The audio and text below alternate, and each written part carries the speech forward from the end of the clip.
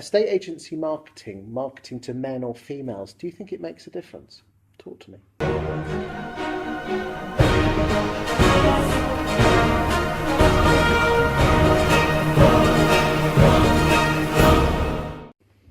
Wow, a very interesting question. I think it definitely does. Yes.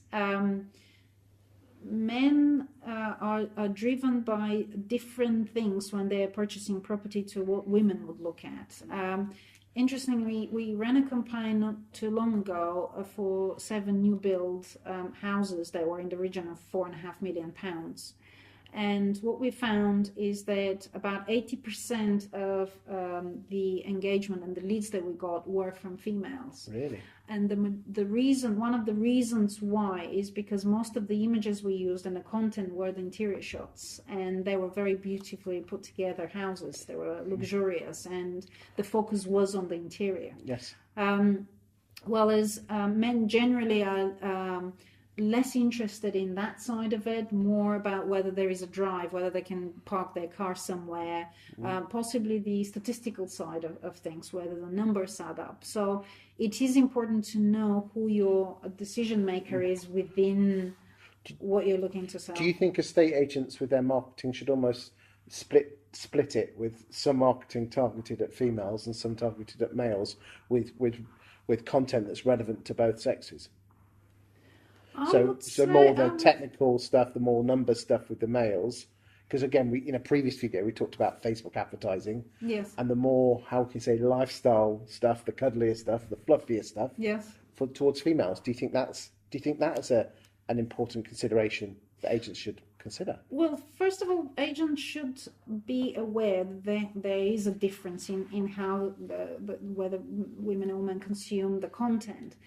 However, before they actually dive into creating different type of content for each one, they really should invest a little bit of money to understand who engages and with what, and what is the thing that gets people to click and fill in a form, for example, or pick up the phone. And then depending on the majority of it, like in this example where 80% were female, then I would say in this instance, then spend a little bit more time appealing to females and in the content and less on the males. How do they spend a bit of money and find out? What does that look like? Well, that means creating few adverts on Facebook. So instead of like spending £1,000, just test it with like £20 or £30 and see what works. That's correct. That's exactly it. 20, 30, £50 and seeing who is engaging with the content, because you have all that data on your disposal. You can see from Google Analytics, even from the Facebook analytics as well. But how do they do this? I mean, I know they can employ people like you, but let's just assume someone wants to do it themselves. What does that look like? Well, if they do it themselves, they obviously need to have a little bit of knowledge of how Facebook works and some knowledge on how Google Analytics works, and to understand where they can find that data. I mean, the easiest thing that one can do is boosting, although I wouldn't recommend it necessarily because it's quite limiting as to what you can do. But you can boost something very, very quickly for a very small amount of money to actually understand who engages with it, and then base your following steps based on the results. Tell the people at home what the difference between boosting an advert is and actually doing an advert campaign. I know, but the people out there might not know. Yeah, so boosting is something where you can very easily click a button from almost the front end of Facebook from within your page, and you can put a certain amount and specify who you're after, and it's just a very basic, simple way of putting a message in front of people. While as the back-end business manager of Facebook is a lot more advanced. It has a lot more options, it's a lot more complicated, and you really need to know what you're doing. However, it opens doors to a lot more. It's more clever. What, you can be a lot more specific in your targeting? Yes, you can be more specific, exactly.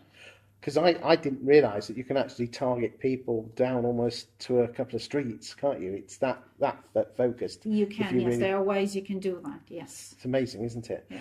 And coming back to the original question about men versus women, what do you think works best for women and what works best for men? And with sharing your knowledge of dealing with lots of estate agents out there.